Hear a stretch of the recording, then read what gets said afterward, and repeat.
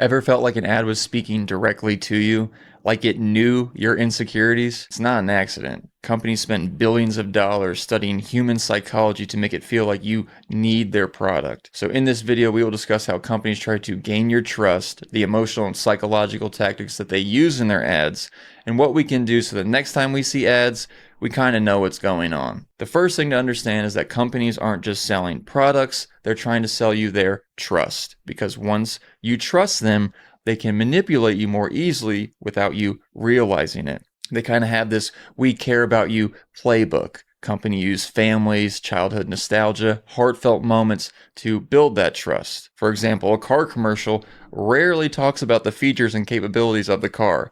What do they show instead?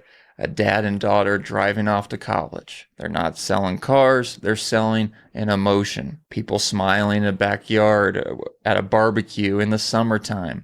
Those sentimental kind of holiday ads that make you feel connected. Again, not about the product, it's about the feeling. Another thing is how companies will try to jump on social issues. Companies will support these social issues when they are in the forefront or on the news, when it's trendy, and then when that thing is no longer in the spotlight, they go silent. The point is if a marketing campaign doesn't increase their profits, companies will drop it, no matter how much they claim that they care or they support that issue. A perfect example of this is Bud Light. In 2023, Bud Light partnered with a transgender influencer, which led to a boycott from their traditional customer base. And as soon as sales dropped, Bud Light panicked and they returned to their traditional blue-collar advertising to win their customers back. They don't care about inclusion.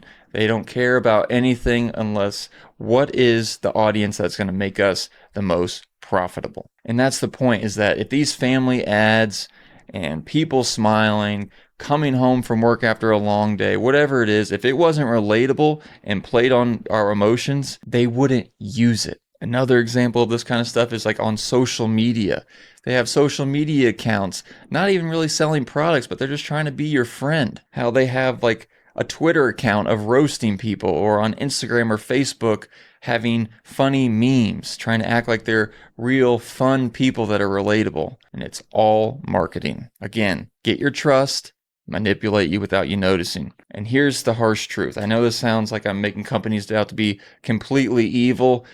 The truth is that companies every quarter have to report their revenue. And if they don't have growth, if they didn't make more money than they did in the previous 3 months, in the terms of Wall Street and finance, it seemed as a failure, which is why that they are so desperate to play on your emotions and get you to trust them. So now let's talk about how they kind of manipulate you with the emotions in the advertisement. Oftentimes in advertisements, they create a problem to sell you a solution. The kind of "you're not enough" marketing. Your skin isn't youthful enough. You don't have the perfect summer body.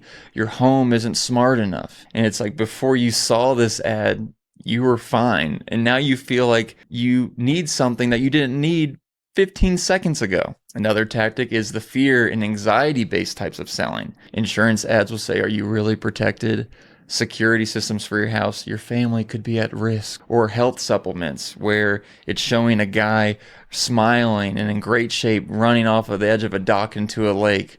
"Oh, he's healthy, he looks great, you should take this supplement too." Another tactic is social proof, saying like, "We have 1 million happy customers," or bestseller tag on Amazon.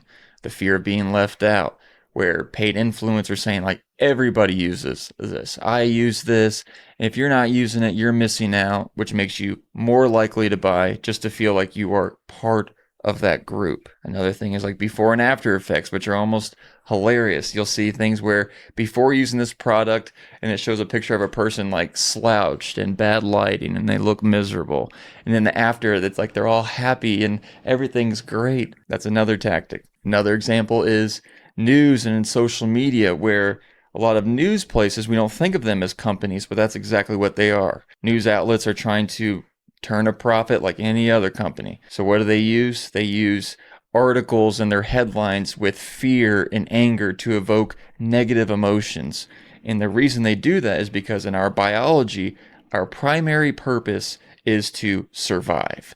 And if anything of fear comes in, that grabs our attention more than anything else. So that's why they use those tactics. Now, I didn't know I just went over a lot, but now that you kind of know the game, how do we fight back? Well, the first thing to always do is pause and analyze your feelings when you see an ad. If an ad makes you feel anxious, insecure, or pressured, stop and ask yourself why. Are you making a logical decision or are you getting emotionally manipulated? When asking yourself these questions, ask yourself these questions when buying a product. Do I actually need this? Or did an ad just convince me that I do? What if I buy this if I wasn't feeling rushed or pressured? Am I experiencing FOMOs or an artificial sense of urgency? Watch out for things like it says exclusive deal, VIP access, limited time offer that really don't provide any benefit. And if a deal seems too good to be true, it probably is. Point is that you have to kind of train yourself to recognize this emotional manipulation. It's a skill that takes time to develop because we are so inundated with ads all the time through everything we do that we rarely question them anymore. But kind of going over these topics, revisiting these things, and asking yourself, if I really want to buy this, what's your emotional state can help you spot these tricks sooner, which means that they will have less power over you. So marketing isn't just about selling products, it's about trying to control how you think. So next time an ad makes you feel like you're missing something, know that you are not. They're just trying to make it think that you are. So comment below, what's an ad that made you feel manipulated?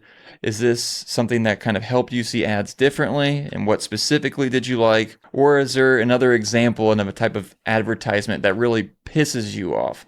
Let me know in the comments below. Let's expose this. This is something that we all need to talk about in this capitalistic type of society that we are in. Thank you all for watching, and I'll see you all next time.